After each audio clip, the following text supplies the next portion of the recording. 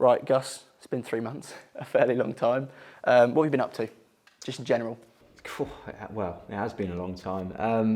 It's been a real, as it is for everyone, it's been a really weird, awkward time, and just been kind of trying to get through it from a football perspective. Obviously, not physically doing anything in terms of fixtures or training, but we've been planning and trying to make sure we've got the majority of last season's squad sorted, which we've been able to do, which is good. Kind of really just use the time as practically as we can, really, to try and, as I say, be organised and try and hit the ground running eventually when things do kind of pick up again. We'll touch on the signings a little bit later, but I want to start with Kingsland quickly and their promotion to, I think it's one below League Two now, isn't it? How big is that for Norfolk football in general? Because obviously you're a big figure in Norfolk football yourself, so how big is that for the county? It's huge, yeah, absolutely huge. I mean, that's a real level. I mean, the majority of clubs at that level are professional, if not all nowadays, I think. So that gives you an insight as to what an achievement it is for them to have got into that level of football. I think for Norfolk it's fantastic to have another club that's that high up in the pyramid. It can only be a good thing. And we want to try and develop with Kingsland a close working relationship, which benefits both in terms of players potentially in the future. So again, them being at that level, it works well both ways. So it's fantastic. And I think somebody said the other day that Ipswich are as far away from Norwich now as they are from Kingsland, which again just shows you what an achievement it really is for them. So yeah, great for everyone. Yeah, that one is a very, very sweet feeling in the mouth. But we'll shift our focus to Dereham now, because that's what we're here for. What's training been like? Because we started last week, didn't we, last Tuesday? In these conditions, we'll call them, what has been the approach? What's the method? How are you keeping safe? It's purely been in groups. So how we've decided to do it initially is that we've done it positionally. So defenders, midfielders and attackers go in their separate groups. And the whole idea really at this stage, whilst we don't know when the season's going to start and when things are going to start to move in that direction, is to really just get the lads kicking a ball about, to be quite honest with you. It's nothing too strategic at the moment. It's nothing too strenuous in terms of fitness. That will come when pre-season properly starts. But it's around just developing, for attackers finishing and things like that we can do whilst making sure the social distancing is applied, and whilst everything can remain safe in that sense. So that's exactly what it's been, I think, for the lads.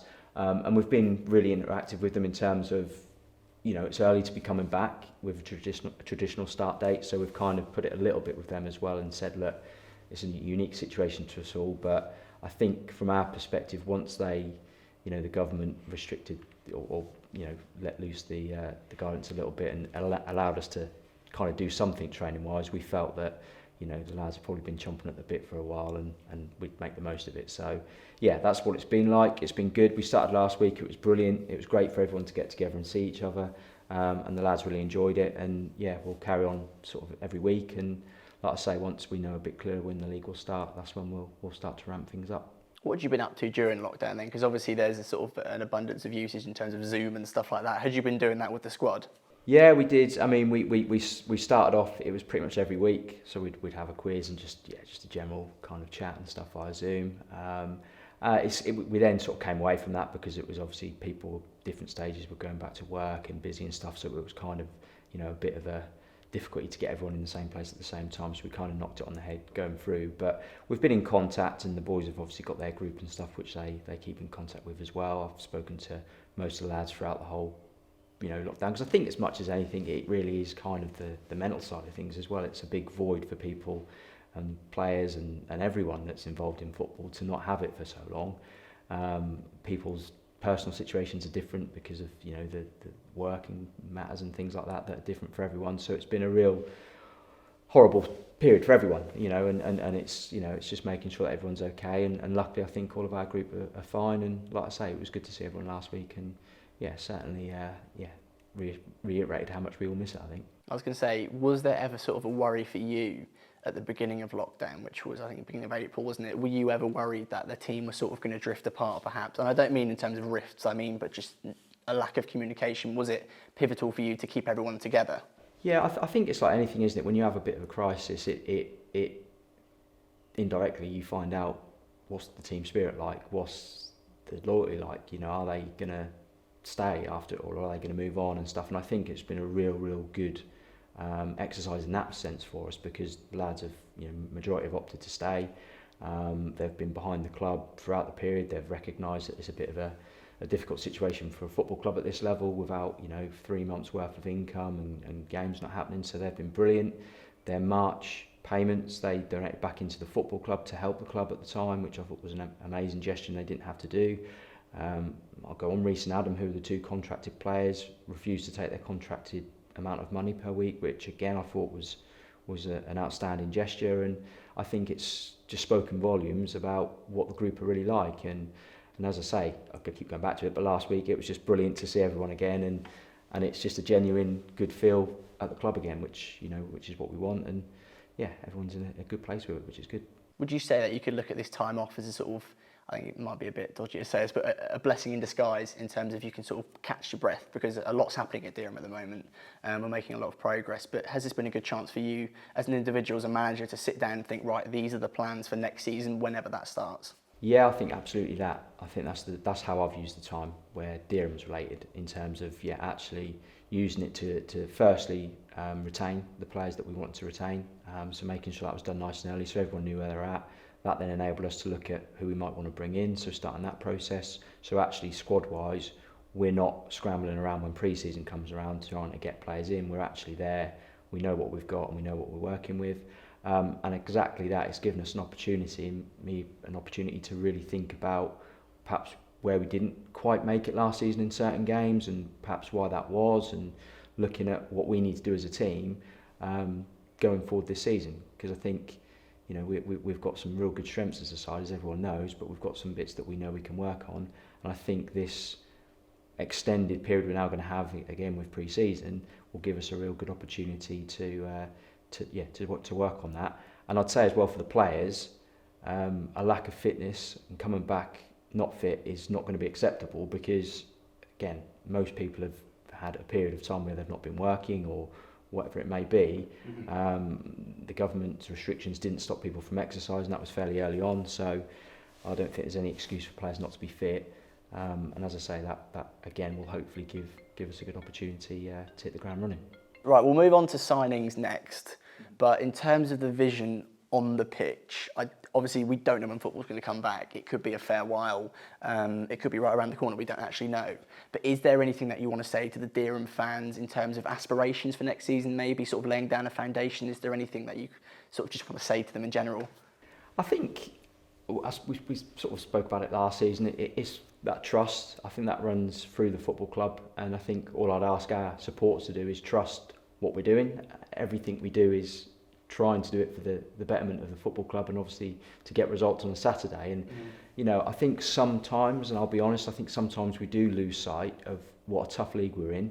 And there's some sides in there that will really have financial power, that will have pulling power to get players from London and around that area to really go and impact a season and go on and be successful. So we always have to be mindful of that. But what I will say is we've made strides, because I think last season, I keep going on about it when I speak to people about it. We lost 10 games, and I think 7 or 8 of them were by the odd goal. And if you actually go through them all, as I do, you can make an argument for most of the games that we probably should have won. And I go back to, they're the little fine margins, which actually, doing some finishing and actually spending a month on it now might make us a bit of a different proposition when the season comes around. And they're the sorts of little things that we do need to get slightly better at. So yeah, I think my message to the supporters will be, it's going to be entertaining football. That's what we want to try and provide, and we always do. And yeah, just trust what we're doing and get behind the lads, because if they do that, and when they do that, it makes a massive, massive difference. And there's no two ways about it. Last season, they helped us enormously to get results throughout the course of the season, particularly away from home. They were brilliant, and we need that again going into this season. So moving on to signings, I think personnel we'll call it. We've released the first round of players re-signing for next season. So you've got the likes of Hints, you've got Matt Castellan, Tom Matthews and various other players. How important is it to retain the squad? Because obviously it is important, but what will they as individuals sort of bring to the collective?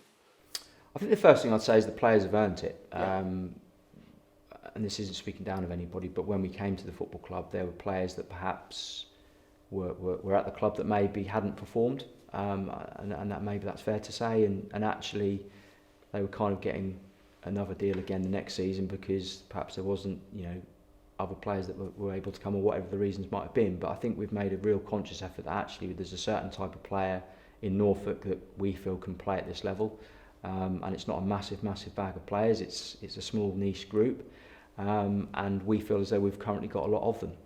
So it was important that we retained. That's the main focus we had going into this season. And yeah, they've, as I say, the players that we've wanted to keep in have really earned it. So that's the first thing to say. And yeah, they all bring something different to the table. And as I say, last season, at some point or another, all the players that have stayed have certainly at some point proved their worth. And we've just got to make sure we get that on a real consistent level. Because if we can do that, then I think we if we can improve again, then we're right in amongst it. So that's the challenge, and that's what the lads have got to try and aspire to do. And hopefully we can. And I think as well, it's really important to, if we do want to grow like we do, and we want to have a bit of a strategy and we want to have a bit of a longer term project as well, that actually we work with a group of players over a period of time, because that can only help. It's no good us bringing in 6, losing 6, because actually we've then got to build those relationships on the pitch. We've then got to understand how each other works again, and it becomes more difficult. So I think by keeping the core that we've got, I think will hopefully again lead us in nicely going into the season whenever it does start. I know we sort of spoke via writing when Hippo and Reece signed their new contracts, but what was the thinking behind that? Because you don't really often see a contract given at this level, but what was the sort of thinking behind them two players? Again, it's a reward. I thought last season, you speak to opposition teams in our league and they're fully aware of Adam and Reece, and I think that kind of tells its own story. They're both very effective players for us. The way we like to play, they're key to it.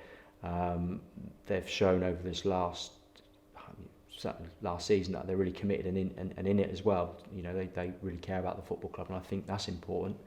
So that was the reason, and obviously they're players that are always attracting attention from different clubs. So I think from our perspective, it made sense that we secured them down.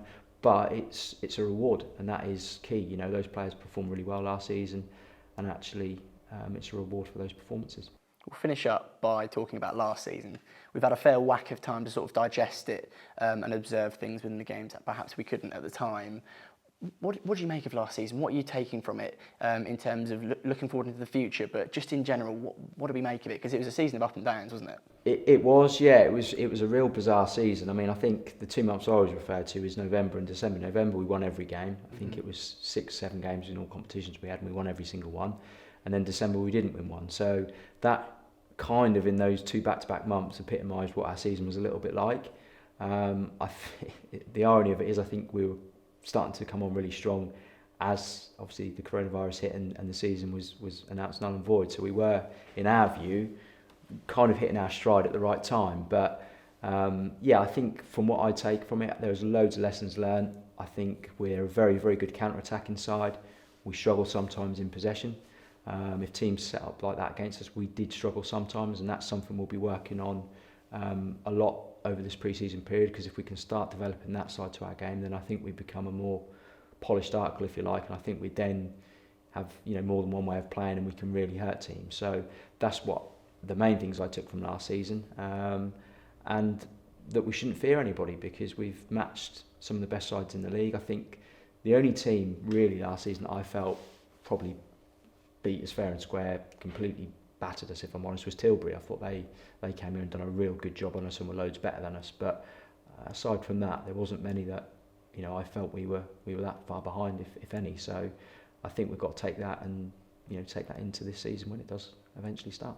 I want to quickly revert back to signings, because I was meant to ask this earlier, but where are you in the process of recruitment? Because obviously we're going to be re-signing a lot of players, as you said, who have warranted staying at the club. Yeah. But in terms of recruiting other players, we look at last season, I think you brought in Natty Stewart, you brought back George Contrail, Laggy as well. Yeah. Where are you in the process of that all, with Ollie and your sort of your staff, I'll say?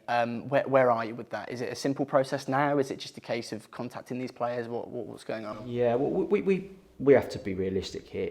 We haven't got the financial power to go and get a big squad and go and sign loads of players, and nor would we want to. That's not our model. That's not what we're about. So the young players are key to it. George and Charlie are fantastic young players. Robbie Linford's a young player that's come through our system. You know, and that's we have to have that, but we do also have to have a, you know, experience in there, and we have to have know-how, and we always do need to add one or two in to freshen things up. Every team's the same, and that always has to happen. So there's two players that we're after, both quite young lads that we feel physically and mentally will have what it takes to cope in this league, and they're two players that we're after. Hopefully one will be able to announce after tonight's training session, and then the other one is a work in progress with a bit of interest from elsewhere, but we're hoping we can get that one over the line, as they say, in the coming weeks as well. So it's only going to be a couple. That's where we're at, because as I say, we've put a lot of trust into last season's squad, and with good reason. What's your final message to the Magpies fans in general then? We'll sign off on a nice little message.